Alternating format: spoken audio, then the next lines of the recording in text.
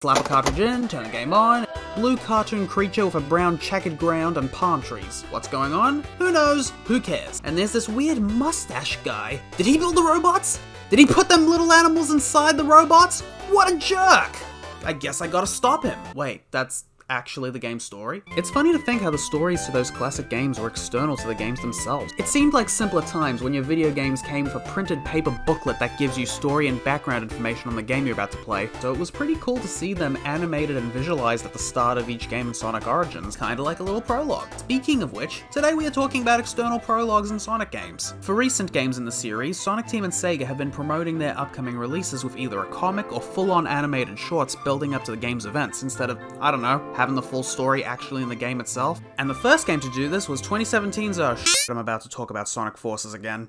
This game's story is all over the place to the point that important parts of the story aren't even in the game itself. Eggman taking over the world? We never see it happen. It happens off screen. But we have a prequel DLC called Episode Shadow to explain the events leading up to the start of the game. It doesn't do a good job of that. But don't worry, that prequel has a prequel in the form of 4 prologue comics for free on Twitter leading up to the game's release. Sadly, due to being released on Twitter, these have become somewhat obscure as you have to go out of your way to search for them, and they were tweeted back in 2017, and not many people actually seem to know about or remember these, which is a shame because they are kind of important being part of the game's story, which begs the question, why weren't they just part of the game itself? Taking place in reverse order and are written by Ian Flynn, and if I'm not mistaken, these are his first contributions to the canon of the games. Issue 1, Moment of Truth, centers around a cowardly resistance member during Eggman's attack on the city. We see the Chaotix helping to evacuate people, and while full of self-doubt, the unnamed resistance member, seeing the Chaotix being overwhelmed, takes it upon themselves to take the ammo to a cannon, and then damage the Eggman ship, buying everyone else some time.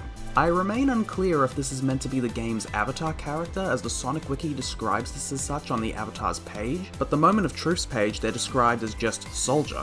It's not the design they've used consistently in the game's marketing. The page also states this is the first appearance of the avatar character. Oh, hang on a second, is this the avatar? I mean, there's some minor differences, but yeah, that's totally the avatar character. But I like how this comic conveys the panic and tension of the Eggman attacks not seen in the game. Issue 2, Looming Shadow, starts with Omega storming Arsenal Pyramid while being reprimanded by Rouge that this was supposed to be a stealth recon mission to find out what Eggman's new secret weapon is, and just like Rouge said he would, Omega gains the attention of Eggman, who sends out his secret weapon to test its power, and Infinite emerges. Omega, after breaking in and destroying Eggman's troops, is confronted by Infinite, and it goes as you'd expect. As Omega starts to go offline, Rouge directs Shadow towards his last location, and Shadow arrives not long after. The fascinating part about Looming Shadow is that Omega and Rouge's dialogue is identical to their dialogue in the enemy territory level, indicating that both events are taking place at the exact same time. E123 Omega here. Extermination proceeding without incident. No problem to report. Extermination? This is supposed to be a recon mission. You can't go making a big scene. We should have known better than to send Omega on an op like this. Unknown hostile encounter. Rouge, come in. Position coordinates lost. Current location unknown. Omega, what's going on? Respond! I'm guessing that makes the desert with Arsenal Pyramid not far from the city, which I guess makes sense, seeing as Sonic got to the city from Not Green Hill, which connects to the desert Arsenal Pyramid is in. Holy crap, continuity in Sonic Forces? How's this possible? Presumably the following cutscene with Infinite takes place when Shadow arrives at the facility. And of course Infinite disabling Omega is what led to him being out of action in the main game, but who knows why he ended up back in the city, or even who repaired him for the final battle. Issue 3 Stress Test is interesting and features Knuckles guarding the Master Emerald Shrine for the first time in years. Good job, Ian Flynn. When suddenly Silver shows up and, oh boy, Knuckles talks like he's from Sonic Boom. Is this just what his mandated character portrayal was? Wow, War really changed the man. Silver says he came back from the future to warn everyone, and suddenly Ancient Echidna Village from Sonic Adventure. Oh, Knuckles, why are you Boom, Knuckles? Suddenly Chaos. And why are you acting so casual about this, Knuckles? Knuckles and Chaos fight, then Silver tags in, and then when they both try to team up, Chaos and the Echidna Village disappear. And Silver explains a calamity is about to take place that brings the future to ruin. Again, Knuckles thinks about this and his brain turns back on. Taking this really seriously, both head down to warn the others and prepare, not noticing above them Eggman was testing the power of the Phantom Ruby. Impressed with its abilities so much, he's not even interested in the Master Emerald, which is right there, by the way, unguarded. I like the nods to Sonic Adventure, and we now know why Silver is here. And this might be what leads to Knuckles becoming in charge of the Resistance. Issue 4, Rise of Infinite. By far the most significant and important of these, the catalyst for everything happening in Sonic Forces, and should have been part of the game. Eggman is currently having a slump coming up with new robot designs when an unusual energy signature is detected, quite literally at the front door, where the Phantom Ruby landed. For context, this is connected to the Egg Reverie in Sonic Mania. The Chaos Emeralds destabilize the Phantom Ruby, tearing open a rift, sucking in both the Ruby and Classic Sonic, who winds up with Tails later in Sonic Forces. But the Ruby landed months and months earlier at Eggman's doorstep, kickstarting this whole plot. The moment Eggman picked up the Ruby, it started glowing, and suddenly his dream, his life goal, Eggman Land, and golden statues of himself standing proudly. But as he dropped the Ruby in shock, it all disappeared. Researching the Ruby, results were all over the place, while Orbot and Cubot come up with names and reference Sonic Shuffle.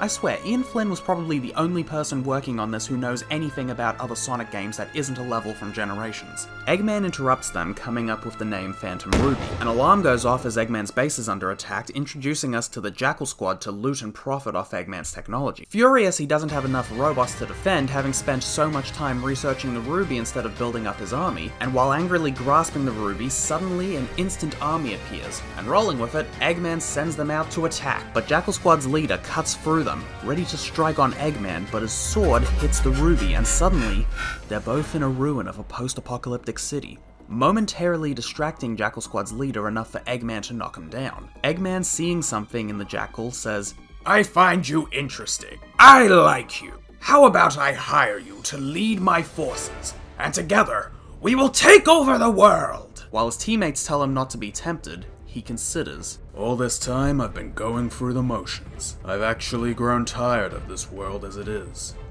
Let's do it, Doctor.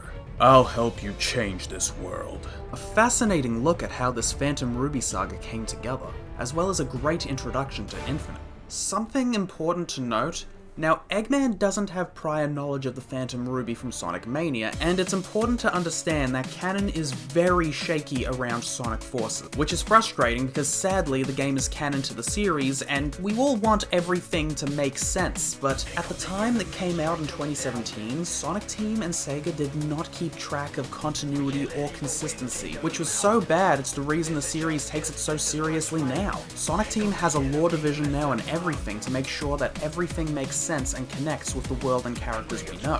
But back in 2017, as far as Sonic Team were concerned, there were a human world and an animal world Sonic and friends live on, which is why we only see animal civilians and no humans. It's the reason why we don't see Gun in this game. And Classic Sonic and everything from the classic era of games are considered as from another dimension, a separate continuity. So this Eggman never experienced Sonic Mania, and the story is written around this. But that doesn't work because it literally makes no sense.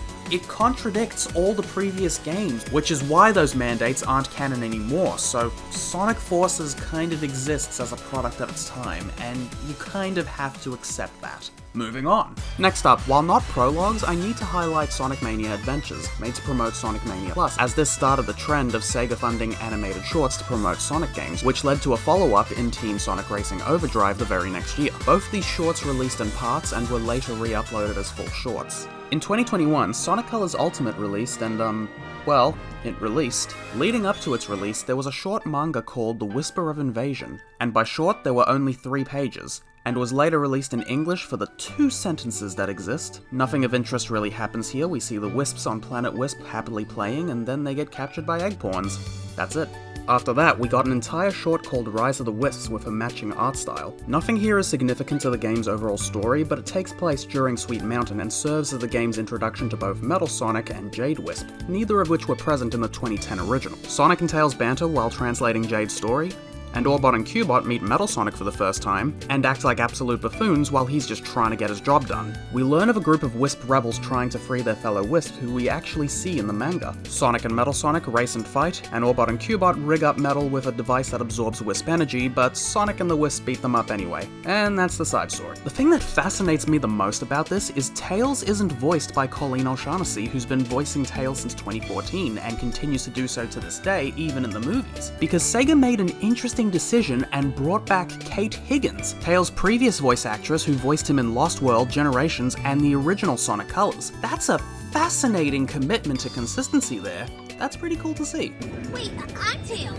Wait, I thought I was Tails. Sonic Frontiers Convergence is a two-part comic that sets up the events of Sonic Frontiers, but isn't really required to understand the game's story. Sonic and Tails are flying in the Tornado to meet up with Amy, but finds her battling Eggman in a mech. Sonic and Tails join in, and the three banter and fight off the mech in characteristic ways, while Eggman repeats the same phrases over and over, probably sounding more like Dean Bristow than Mike Pollock. Sonic makes the final blow, breaking open the cockpit, and, in shock, says, "That's not Eggman!" leaving us on a cliffhanger. Part 2 shows it's an Eggman decoy playing pre-recorded voice clips. They conclude Eggman was trying to distract them, meaning he's up to something. It's revealed Sonic and Tails were meeting up with Amy so all three could check out the Starfall Isle, a mysterious set of islands where there's a legend of a long-lost civilization that once lived there. Tails tracked the signal from the Chaos Emeralds and found it suspicious they were all gathering there. And I love while Tails and Amy are discussing this, Sonic just casually kicks around the decoy Eggman head like a soccer ball, and then Amy joins in playfully. Meanwhile, on Kronos Island, we learn Eggman has been busy in one of the mobile research stations found across the game. He's also been installing power supplies across the islands to get its ancient technology back online to research and use for himself, aided by his new AI designed to keep him safe and take control of the ancient technology. Unfortunately, he gets a call from his previous attempts at artificial intelligence, Orbot and Cubot, warning him that the decoy unit has been destroyed. Said decoy unit is called D3-C0Y. I freaking love that. Orbot and Cubot were delayed to notify Eggman of Decoy's destruction because of technical difficulties, which leads Eggman to accelerate his plans to activate the island systems with his programs untested, which his AI advises him against. The AI is downloaded onto a device and he travels to the ancient portal to activate it, leading seamlessly into the game's opening.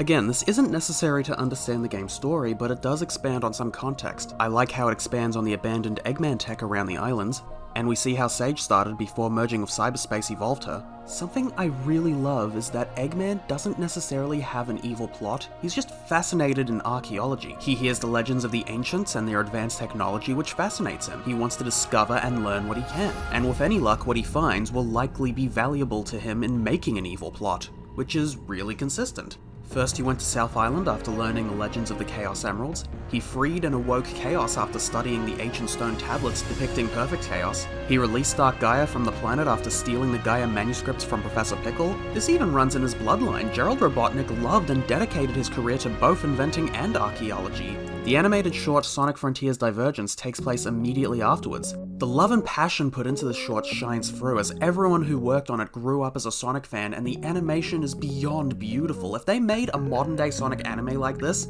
it would probably be the most amazing thing. The short centers on Knuckles, and after years of being treated as a joke of a character, there is an attempt to restore his serious personality from the adventure era. This came out the same year as the second movie featuring the Idris Elba version of the character, and it's wonderful to see Knuckles getting such respect. 2022 was really his year. On a stormy night, we see Angel Island. You can see recognizable landmarks such as Mushroom Hill, Sandopolis, Ice Cap, and what used to be Launch Base, and the area around the Emerald Shrine from Sonic Adventure with its surrounding chasm filled up with water. Just like Sonic Adventure, we're introduced to Knuckles, retrospecting on his purpose as the island's and Master Emerald's guardian. We even get a brief flashback of the past from Sonic Adventure when the Echidna tribe's leader, Pakachamak led his people to take the Master Emerald's power for themselves, with a nod to perfect chaos with its echoing roar.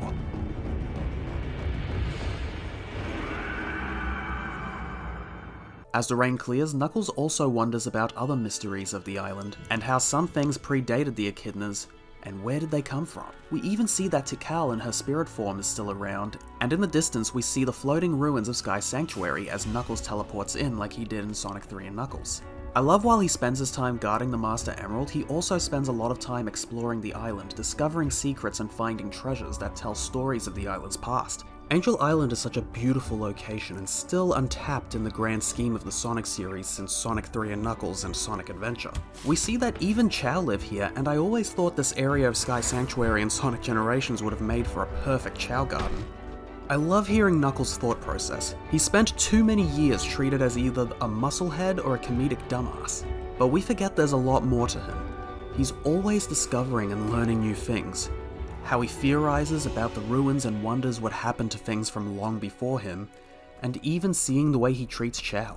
All of this while masterfully highlighting the beauty of his home through the art and animation, creating this distinct atmosphere. Knuckles discovers an artifact he's never seen before and a matching structure, and places the gear into the cyber portal, which transports him to Ares Island.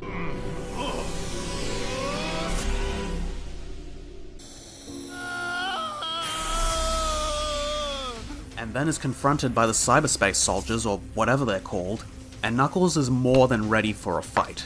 And the following sequence is nothing short of incredible. Words cannot comprehend how watching this makes me feel. When there's one soldier left standing, it gets knocked off the cliff by Knuckles throwing a rock at it. Knuckles likes rocks now. After challenging anyone else who thinks they can take him, he turns to see the Asura boss, and above it, the ominous glitchy sight of Sage, causing Knuckles to actually look fearful, and the next thing he knows, he's waking up in a cyber prison, unable to feel his own body. Trapped. And the short ends. I don't have any further notes. Later on in the lead up to Final Horizon, we didn't get another animated short, but I wanted to highlight the Into the Horizon trailer, which is comprised of static character art in a similar style, but I think it looks cool. Next up, we have Sonic Superstars, which continues the trend of having both a comic and an animated short. Starting off, we have the three-parter comic, Fang's Big Break. Eggman is interested in the North Star Island and has hired Fang the Hunter to find any threats or valuables, and they have a quick banter over Fang's name to clear up the inconsistent names across previous games. Something else to point out is we have classic era characters talking here. Now there's no reason they shouldn't, I just find it interesting because Sonic Team go out of their way to make sure there's no talking or dialogue of classic era characters, since the old 16-bit games had no dialogue either. Which is probably why classic Sonic is mute in Sonic Generations.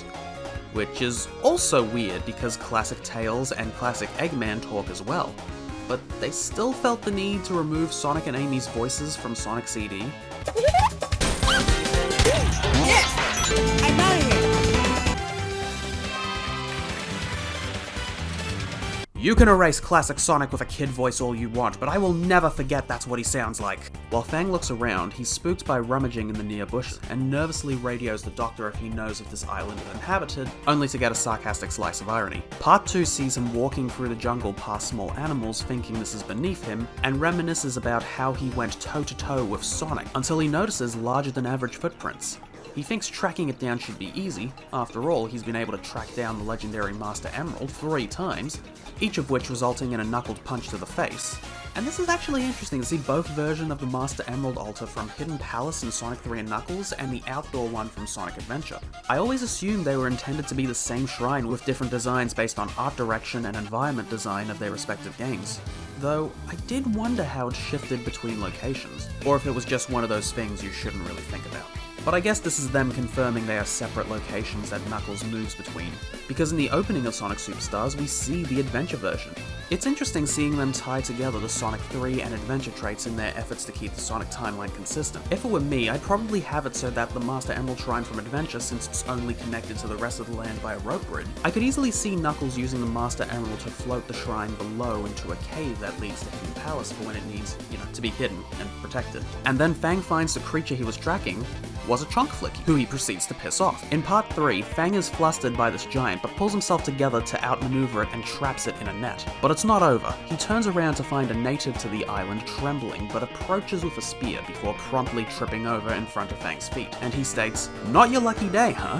I've got questions, and you're gonna answer every one of them or else." And this leads to the next animated short, Trio of Trouble. Sonic and friends show up to find Fang with a Chaos Emerald, and they all fight him for it. It's a fun cartoony sequence, but ultimately doesn't go well to Fang. "Oh, evil demon Amy, now that's trapped in my nightmare." Oh, actually, it's Fang's nightmare, as he just woke up following Eggman. Oh look, he's even wearing an archaeology hat. That fits nicely with how I described him earlier. Unlike the comic, there is no verbal dialogue, with everything being conveyed by animation. Eggman and Fang are being guided through this ancient temple by the native from earlier. This is the new character Trip the Sun Gate, stargazer, who even though her face is covered, showcases a lot of expression and personality through actions alone, and I really love this. Eggman steps on a booby trap, causing them all to scramble in a sequence that reminds me of the second movie, breaking through a wall included. Eggman starts yelling at Fang, but we hear no sound from him. Trip finds a fuse that fell off Fang's marvelous queen that he doesn't notice, and Eggman starts to jot down notes while Fang walks around investigating. Then suddenly, giant snake chaos ensues, and Eggman doesn't even notice until after the snake is defeated and tied up by the efforts of Trip and Fang. Fang doesn't even thank Trip for the save, and Trip feels sorry for the snake. And now Eggman has his eyes on his new prize,